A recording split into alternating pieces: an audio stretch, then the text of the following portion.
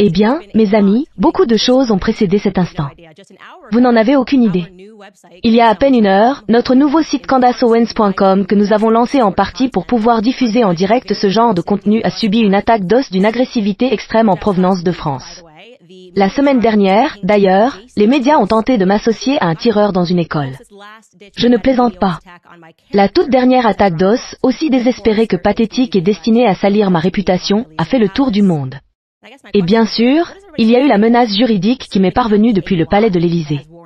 Alors, ma question est la suivante. De quoi tout le monde a-t-il si peur? Il ne peut certainement s'agir d'un mensonge justifiant une telle panique. Bienvenue enfin dans cette série incroyable que nous avons spécialement préparée pour vous ici sur Candace.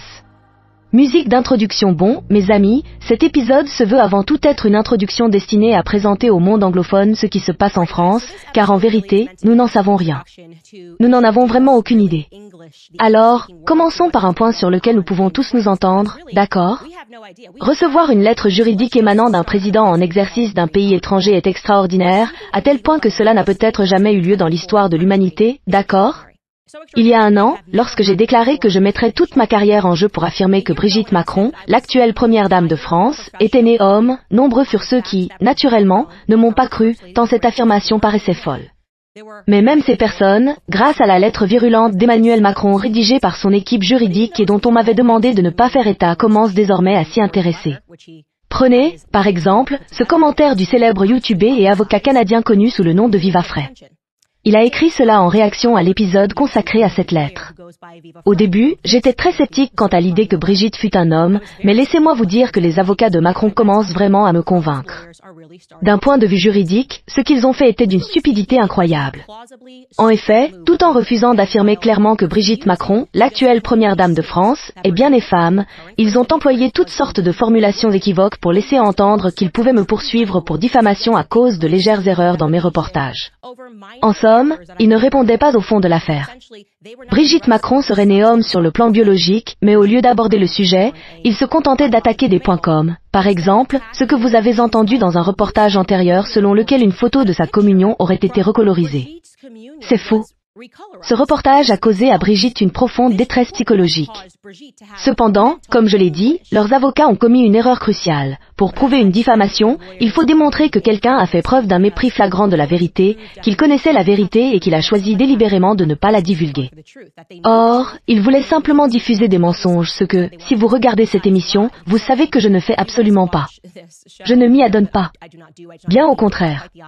Ainsi, en m'envoyant cette lettre juridique, ils m'ont involontairement offert une ligne directe pour poser à Brigitte Macron et à Emmanuel Macron des questions précises. Ils ne peuvent pas prétendre n'avoir pas vu nos questions. La majorité des questions que nous leur avons posées nécessitaient simplement un « oui » ou un « non ». Ce sont précisément les réponses dont nous avions besoin, et nous leur avions promis que si elles répondaient, nous rendrions compte intégralement des faits. Je souhaite donc vous présenter 21 questions très simples que nous avons posées à Brigitte Macron afin d'utiliser notre plateforme pour mettre un terme à sa détresse psychologique. Par exemple, nous avons demandé, la petite fille figurant sur la photo de la communion, prétendument datée de 1963, serait-elle la Brigitte Macron actuellement mariée au président Macron? Brigitte Macron a-t-elle déjà utilisé le prénom Véronique? Pouvez-vous rendre compte de l'identité et de la situation actuelle de tous les enfants figurant sur la photo de la famille Damien? Brigitte Macron a-t-elle réellement accouché de 3 enfants? Ce sont là des questions simples, mes amis. La Brigitte Macron dont il est question est-elle la même personne que celle apparaissant sur la photo du mariage à Osières? Brigitte Macron a-t-elle déjà eu une relation avec une certaine Véronique Droux? Pourriez-vous fournir des photographies de Brigitte Macron dans les années 1970? Pourriez-vous également fournir des photos d'école de Jean-Michel Trugnot, la personne qu'il prétend être son frère, et de Brigitte Trugnot, idéalement ensemble? Quand Brigitte Macron a-t-elle rencontré le président Macron pour la première fois et dans quelles circonstances? Quel âge avaient-ils respectivement lors de leur rencontre? Les Macron ont-ils eu une relation physique intime avant que le président Macron n'atteigne l'âge de 18 ans? Et si oui, à quel âge cette relation a-t-elle débuté? Vos clients ont-ils tenté de corriger la version française de Wikipédia qui indique, à propos de Brigitte Macron, que l'écart d'âge de plus de 24 ans entre les deux amants provoque un scandale au sein de la famille Trugnot, d'autant plus que leur relation pourrait relever de l'article 227 à 27 du Code pénal, qui définit l'infraction d'agression sexuelle sur mineur? Vos clients ont-ils engagé une procédure contre le lobby international des pédophiles et de l'émancipation de l'enfant, qui mentionne la relation Macron dans sa publication Positive Memory sur une liste de relations positives et affectueuses avec des enfants? Comme je l'ai dit, ce sont des questions tout à fait simples. Si tu étais dans la situation d'une personne éprouvant une profonde angoisse parce qu'on disait que tu étais né homme sur le plan biologique, ne te précipiterais-tu pas pour répondre à ces questions? Exactement. Eh bien, apparemment, il n'était pas suffisamment angoissé pour engager. Il l'était assez pour engager et payer un cabinet d'avocats américain à Washington, D.C., qui nous a fait parvenir une lettre de menace de 100 pages. Mais ils n'étaient tout simplement pas assez angoissés ou n'ont pas trouvé l'énergie pour répondre à 21 questions basiques qui auraient mis fin au scandale. Nous n'avons reçu aucune réponse de leur part, car nous savions que nous n'en obtiendrions aucune, puisque, en réalité, ils mentent.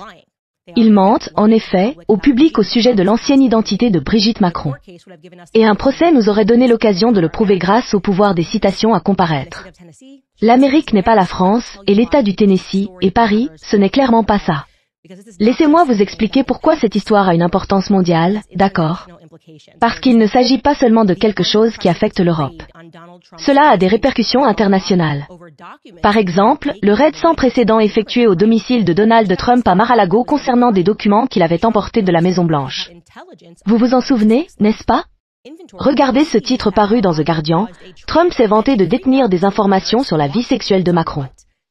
L'inventaire de ce qui a été saisi à Mar-a-Lago a provoqué une panique transatlantique entre Paris et Washington. Pardon, quoi? Qu'aurait-il pu découvrir sur la vie sexuelle d'Emmanuel Macron pour déclencher une panique transatlantique? Voici un titre de Rolling Stone allant dans le même sens.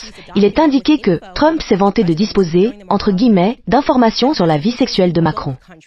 Le FBI a repéré un document contenant des informations sur le président français lors du raid de Mar-a-Lago, ce qui a amené des responsables dans les deux pays à rechercher des réponses. Oh, d'accord, pourquoi un président serait-il stressé? Mais qu'est-ce qui vous faisait tant réagir?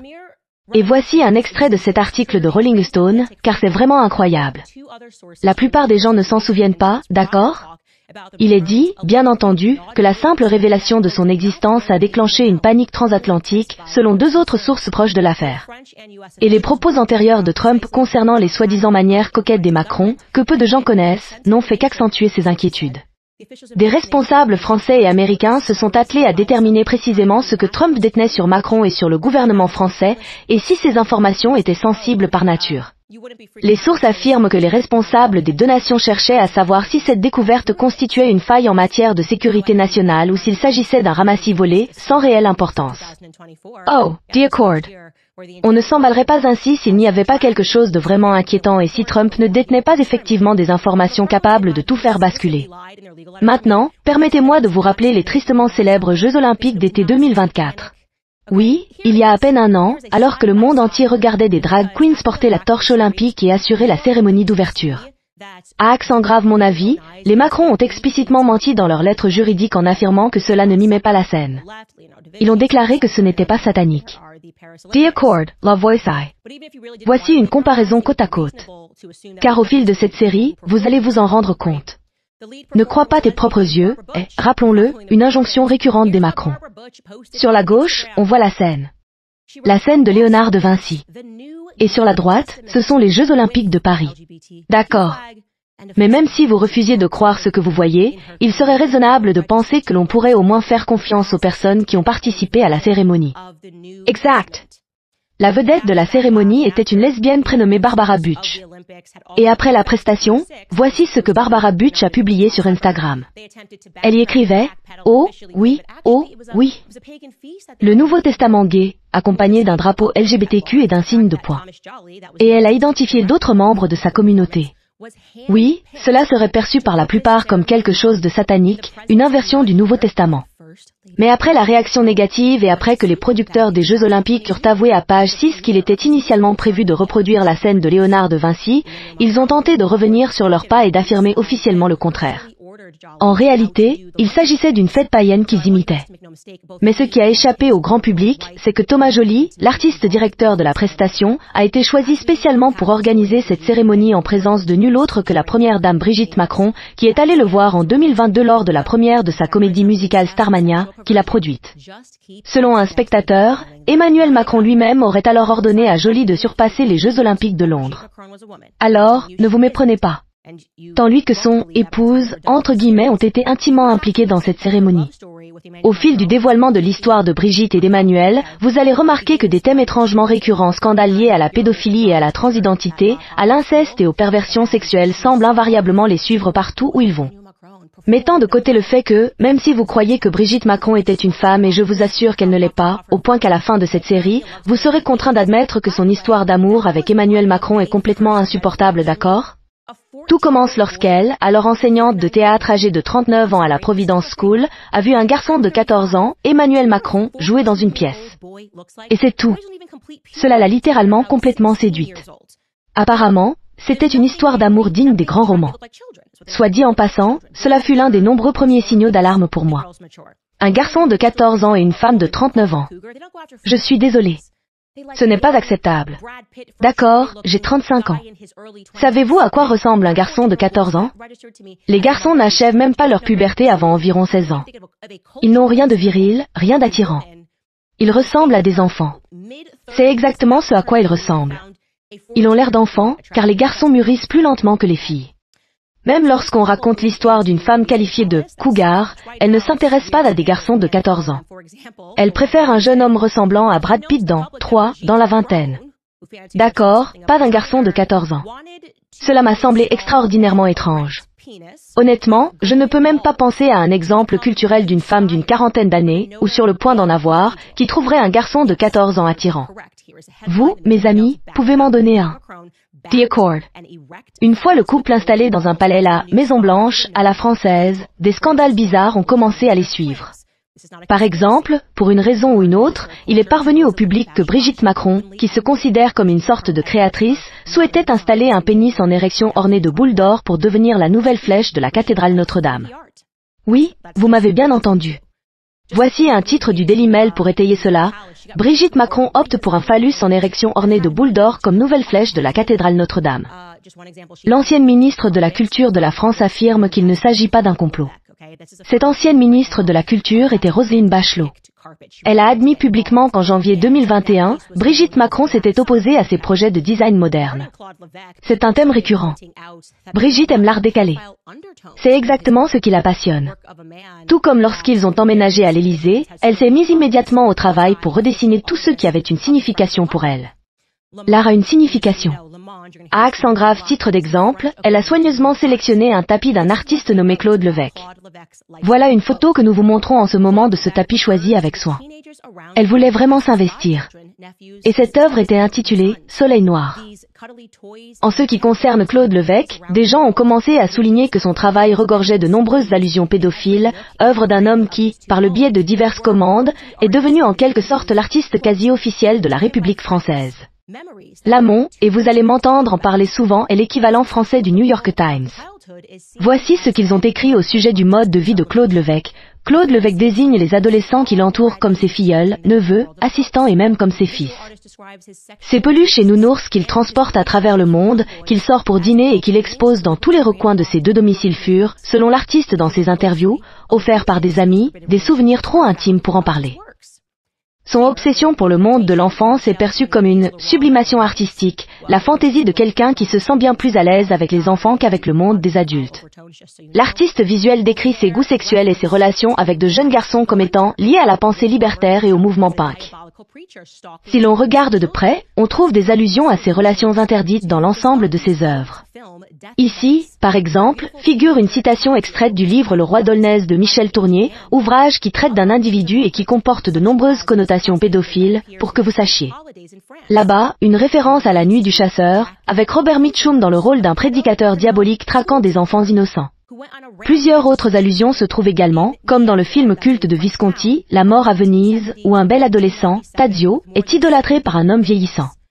D'autres allusions sont plus cryptiques, comme ce coupure de presse apparaissant dans son livre Vacances en France. Et elle fait allusion à Jackie Kesermertz, une institutrice pédocriminelle qui s'est lancée dans une orgie de violence, c'est une histoire vraie, dans la Nièvre, une ville française, entre 1970 et 1997, ayant fait plus de 70 victimes. Il a finalement été condamné en 2001 à 18 ans de prison. Voilà le genre de choses que Claude Levesque aime intégrer dans ses œuvres et dans ses livres, des allusions à la pédophilie. Vous allez donc être un peu choqué d'apprendre que Brigitte Macron a finalement dû retirer son tapis du bureau. Vous voyez, il existe une photo de Macron assis sur ce tapis, et il a fallu le retirer en 2021 car l'attrait suscité par cette œuvre est devenu embarrassant lorsque plusieurs procédures judiciaires ont été engagées contre Claude Levesque pour viol sur mineur. Cela a été révélé en 2021. Et, ironiquement, en 2023, l'artiste Claude Levesque a été inculpé pour viol de mineurs, deux frères originaires de cette petite ville de la Nièvre affirmant avoir été sexuellement agressés par lui lorsqu'ils étaient adolescents. Mais sans aucun doute, mes amis, ce n'est qu'un autre oupsie, probablement un autre raté pour le couple Macron, qui savait que l'artiste, qui n'arrêtait pas d'insérer des éléments pédophiles dans ses œuvres, finirait par être accusé de viol sur mineur. C'est dingue. Je dois également vous dire, d'ailleurs, qu'Emmanuel Macron, qui a été investi pour la première fois en mai 2017, a fait réaliser son portrait présidentiel. Voilà. Et il a choisi d'inclure en arrière-plan un livre d'un auteur nommé André Gide, qui était lui-même un pédéraste autoproclamé.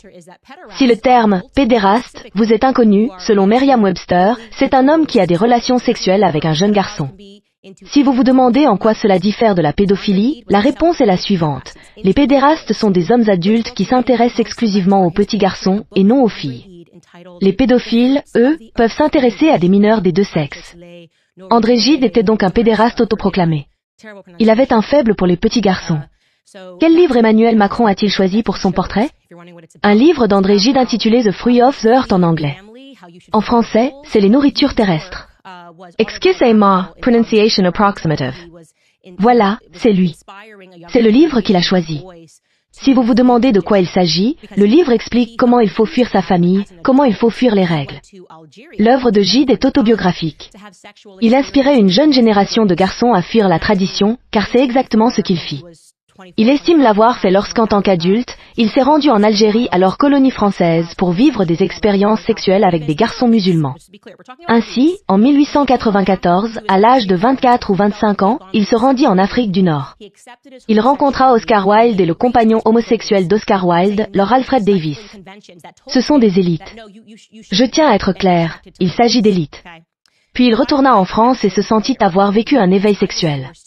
Il accepta son homosexualité et embrassa ses penchants, rejetant les conventions étouffantes qui lui disaient qu'il ne devait pas être attiré par les petits garçons. The Accord.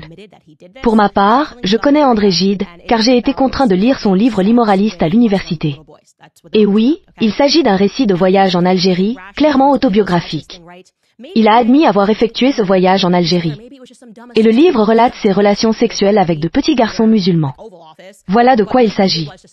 Maintenant, si vous adoptez un raisonnement plus objectif, jouons le jeu des deux versions. Peut-être qu'Emmanuel Macron ne savait pas que ce livre était là. Peut-être qu'un simple assistant stupide l'a pris et l'a mis à disposition. Qui sait pourquoi il se trouve, par exemple, dans ce que l'on pourrait appeler le Oval Office, français? Mais non. Vous auriez tort de penser cela. Alors, arrêtez d'y penser. Emmanuel Macron n'a jamais caché son affection pour André Gide. Il en a parlé à de multiples reprises. Il a même accordé une interview à un critique littéraire, Jérôme Garçon. Et Macron a déclaré, et je cite, « André Gide me montre le chemin qui mène du cérébral à une sensualité débordante. » Maintenant, voyez-vous, il n'y avait qu'un seul journaliste, parmi tous, qui a eu le courage de critiquer vigoureusement le choix de ce livre pour le portrait présidentiel. Ce journaliste s'appelle Hélène de Vic. Voici ce qu'elle a dit, je vais vous lire sa citation. Elle a dit, « André Gide, quoi dire? L'incongruité et l'erreur sont impensables dans un cadre destiné à demeurer dans l'iconographie historique du pays. Et inévitablement, quelqu'un dans l'entourage présidentiel, voire le chef de l'État lui-même, a lu l'autobiographie d'André Gide, c'est le Grand Nemours, dans laquelle il raconte l'histoire du petit Mohamed.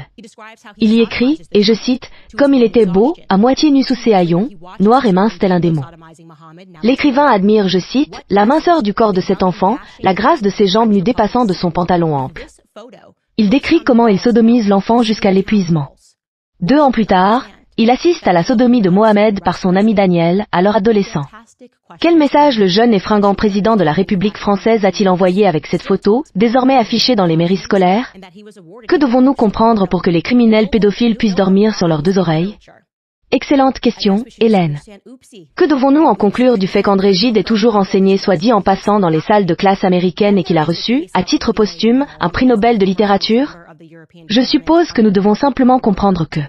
Oupsie, n'est-ce pas? Encore un « oupsie » pour le couple Macron. Cela ne cesse de se reproduire. Ensuite, il y a le cas d'Olivier Dumont, ancien député européen français. Un véritable magnate du pouvoir. On ne peut imaginer quelqu'un de plus haut placé dans le cercle des élites françaises, et il fut l'un des premiers à soutenir Emmanuel Macron. Quand on lit des articles à son sujet, il apparaît comme quelqu'un d'extrêmement influent. Dans ces clubs d'élite où le port de cravate est obligatoire, c'est l'homme qui peut y pénétrer sans se soucier du code vestimentaire. D'accord, il s'est donc rapidement rangé du côté d'Emmanuel Macron, a assisté à plusieurs réunions de campagne et échangeait même des notes avec Macron. Et quand Macron s'est qualifié pour le second tour de l'élection présidentielle, il a célébré à ses côtés dans un restaurant nommé La Rotonde. Après la victoire d'Emmanuel Macron, il a utilisé son magazine, appelé Pouvoir, pour comparer Emmanuel Macron au général de Gaulle. Ce magazine appartient lui-même à Olivier Dumont.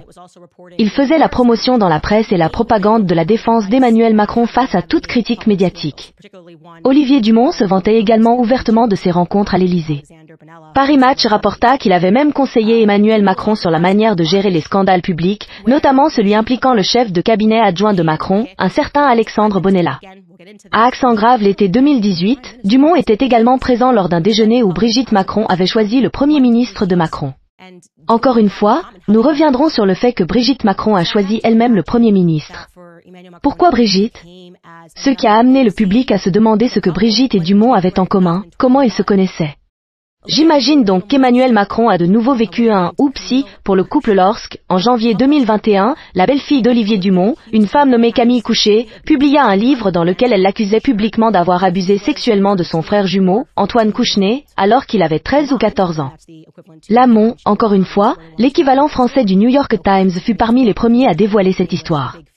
Selon le livre de Camille, intitulé en anglais The Big Family, ou en français La Familia Grande, les viols se déroulaient dans les résidences d'été d'Olivier Dumont, l'une d'elles appelée la Porte de Master-Guénay, à Saint-Henri-sur-Mer, pardonnez mon français approximatif, où apparemment plusieurs générations du clan Dumont recevaient, en présence de l'élite intellectuelle française, des comportements dont la moralité était désormais exposée publiquement par elle. Une publication, le Nouvel Obs, ainsi qu'un autre média, France, écrivirent, je cite, « Le soir, les enfants doivent parfois jouer des scènes sexuelles devant leurs parents ». C'était ce qui se passait dans les résidences de Dumont. Il poursuivait en écrivant, « Un soir, on demande aux adolescents de raconter comment ils ont perdu leur virginité. Un autre soir, une mère habille ses filles de 12 ans de tenues provocantes, les frotte de rouge à lèvres, et les envoie danser avec des hommes de 30 ans de plus. » Paris Match écrivait, je cite, « Presque personne n'est choqué de voir Camille, alors qu'elle n'était qu'adolescente, être invitée à simuler un orgasme devant les adultes. » À ce sujet, vous vous demandez probablement, a-t-il été traduit en justice? Ou peut-être pensez-vous qu'elle invente tout cela pour attirer l'attention, puisque Dumont est un homme puissant. Heureusement pour Olivier Dumont, le délai de prescription était expiré, et il n'a donc jamais été jugé. Mais à la mi-avril de la même année, il fut rapporté dans les médias français, vous pouvez vérifier sur Wikipédia, qu'il avait reconnu avoir abusé sexuellement de son beau-fils. Je ne sais pas, mes amis. Juste un autre, oupsie, dans l'orbite d'Emmanuel et Brigitte Macron qui ne cesse de se répéter. Maintenant, je ne vous révèle même pas la surface de ce que je sais sur ce couple, d'accord? Ceci n'est qu'une introduction, car tout ce que je dis est inconnu du monde anglophone, ce qui vous amènerait à vous demander, qu'est-ce qui ne va pas dans nos médias? Qu'est-ce qui cloche dans nos médias pour qu'au moment où j'ai essayé de rapporter cette histoire, ils soient venus me chercher? Ils ont commencé à me comparer à Adolf Hitler, et ils ont lancé une campagne pour me faire annuler, exigeant même mon licenciement. J'ai été licencié. C'est en mars, l'année dernière, que j'ai commencé à rapporter cette histoire, et c'est en mars, exactement la même année, que j'ai été viré de mon ancien employeur. Depuis, je me bats sans relâche contre la presse. Et, mes amis, il faut savoir qu'il existe un étrange phénomène qui survient à chaque journaliste qui tente de toucher à cette histoire. Tout d'abord, Isabella Ferreira, je pense l'avoir mentionné dans un épisode précédent. Elle faisait partie des « Jean Velez », ces personnes en gilet jaune qui se sont intéressées à cette affaire en tant que journaliste indépendante et qui a découvert d'énormes informations concernant la relation entre Emmanuel et Brigitte Macron. Mais ensuite, elle a été retrouvée morte. Elle a été retrouvée morte, flottant dans une rivière. Ses amis affirment qu'elle ne s'est pas suicidée, mais les médias ont assuré qu'elle s'était bel et bien suicidée, qu'elle avait glissé après avoir pris beaucoup de pilules. Ce genre de choses arrive, j'imagine. Ensuite, il y a Natasha Ray, dont les médias ont menti pour tenter de ruiner toute sa vie. Elle est atteinte d'un cancer. Elle était une journaliste indépendante. C'est celle contre qui Brigitte Macron a notoirement intenté un procès. Et, de la même manière que la lettre qu'ils m'ont envoyée ne portait pas sur le fond de l'affirmation que Brigitte Macron était née homme biologiquement, mais plutôt sur des erreurs de langage commises lors d'une interview avec Amandine Roy, qui a elle-même été poursuivie pour atteinte à la vie privée. The Accord. Ensuite, il reste encore un homme, et c'est Xavier Poussard. Xavier Poussard est la personne que j'ai l'immense honneur de vous présenter lundi. C'est le journaliste qui travaille assidûment sur ce dossier, dont je répète véritablement le travail. Je me sens chanceux qu'il m'ait choisi pour porter cette histoire au public, qu'il me fasse confiance.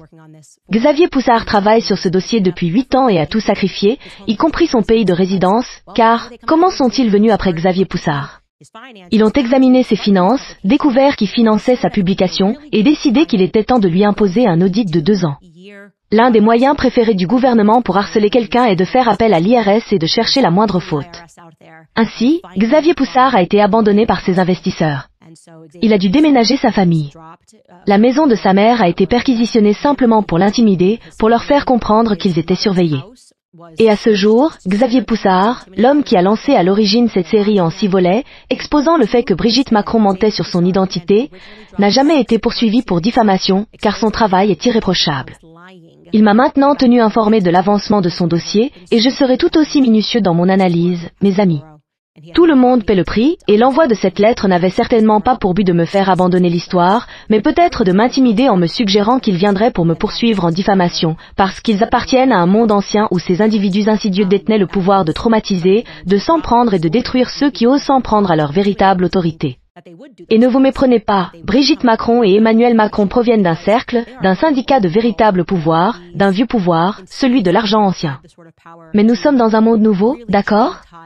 Je vous dis que si nous n'avons pas plus de courage à travers le monde et partout où nous assistons à cet éveil pour nous dresser contre ces monstres, pour affronter ceux qui pensent pouvoir enchaîner scandale sur scandale de pédophilie, sans jamais avoir à répondre de leur passé invraisemblable, sans même devoir répondre à des questions basiques sur leur sexe biologique. Si nous n'avons pas le courage de nous lever contre ces individus qui placent des pédérastes sur leur bureau pour se moquer de nous pendant qu'ils se font photographier pour leur portrait présidentiel, se croyant intouchables, quel monde laisserons-nous à nos enfants? J'ai maintenant 3 fils. Et je le dis sincèrement, j'espère vraiment qu'ils déposeront ce procès.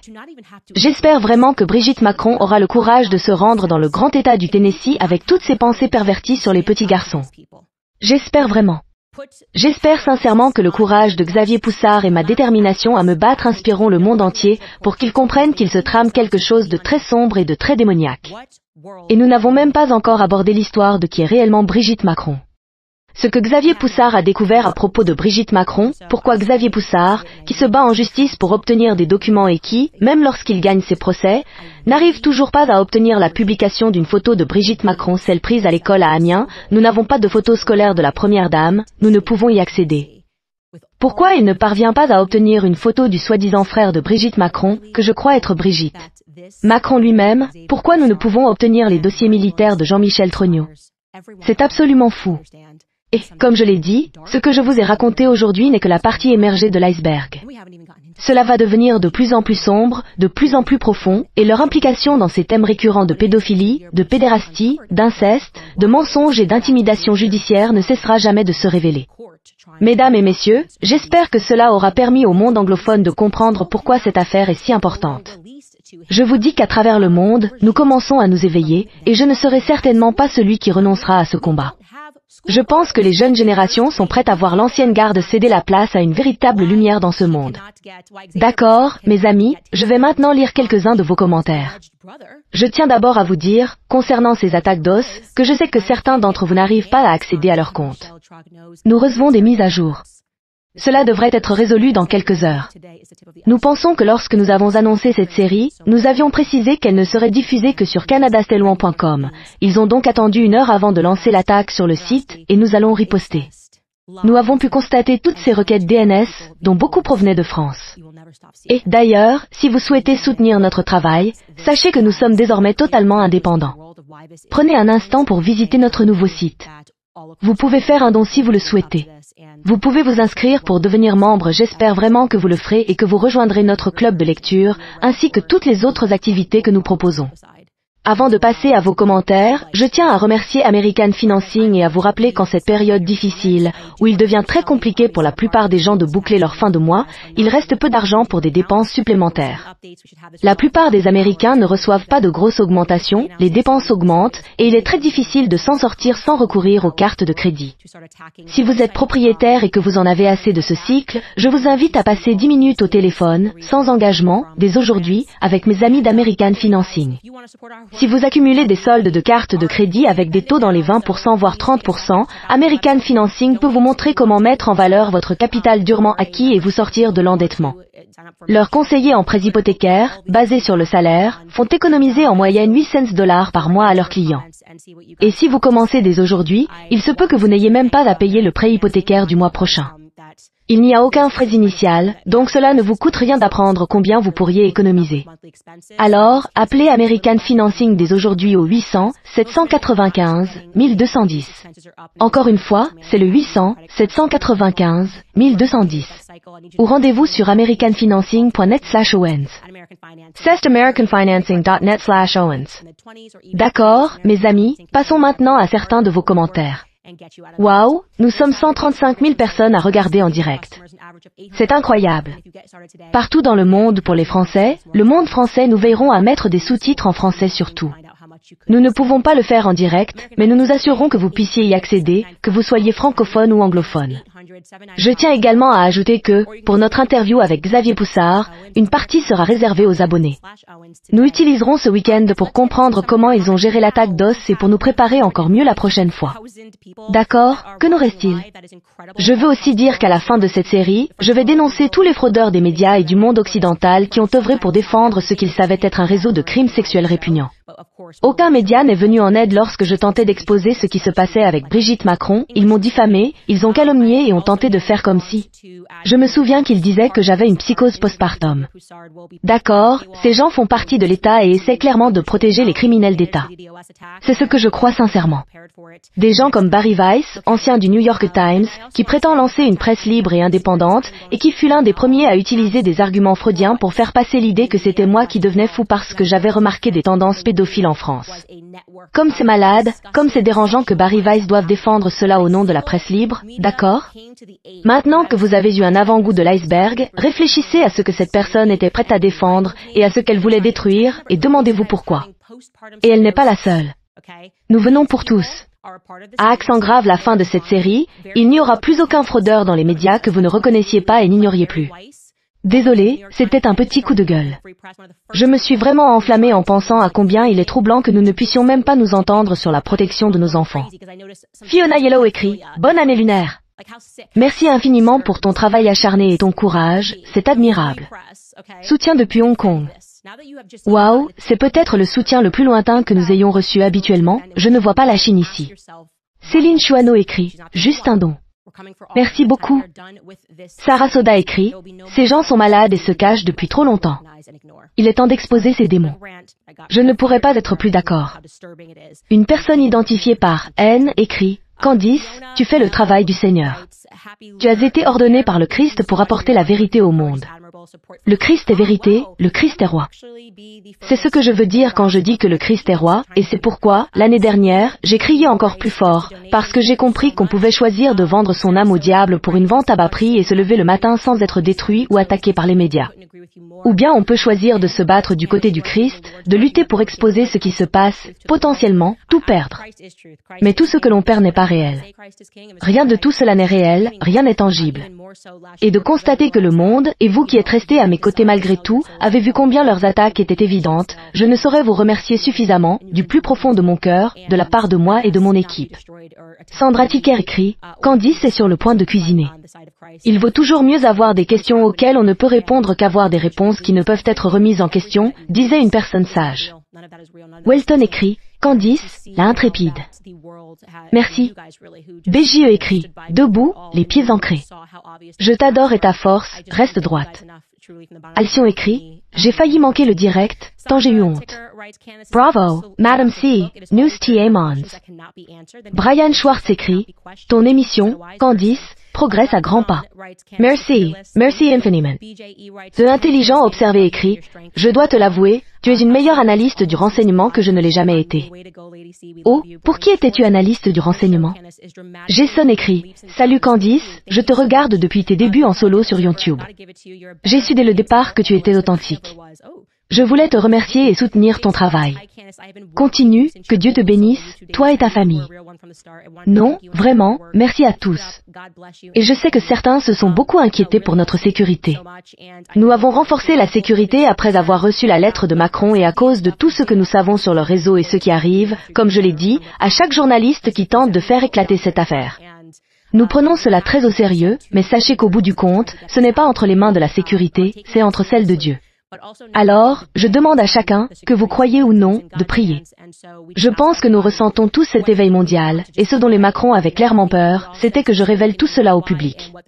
Et, comme je l'ai dit, demandez-vous pourquoi c'est la première fois que vous entendez cela, pourquoi c'est la première fois que vous apprenez tout cela, alors que l'année dernière, on vous disait que j'étais un fou ressemblant à Adolf Hitler, soutenant des tireurs d'école, c'est-à-dire, voilà. Ils s'en prennent à ceux qui essaient de dire la vérité et protègent ceux qui ont tant à cacher. Alors, encore une fois, si vous souhaitez soutenir notre travail, rendez-vous sur candaceowen.com, inscrivez-vous. Vous pouvez simplement faire un don, mais je vous encourage vraiment à vous inscrire. Nous produisons du contenu vraiment de qualité. Et comme je l'ai dit, lundi, nous diffuserons l'interview de Xavier Poussard, et chaque épisode de cette série va vous époustoufler. Nous allons aborder l'enfance ou l'absence d'enfance d'Emmanuel Macron, ce que nous savons de son passé, ainsi que l'enfance ou son inexistence de Brigitte Macron, et vous allez vraiment commencer à vous demander ce qui se passe. Accent sur le en faire, comme disait Libérano Amalo. Nous nous retrouvons lundi.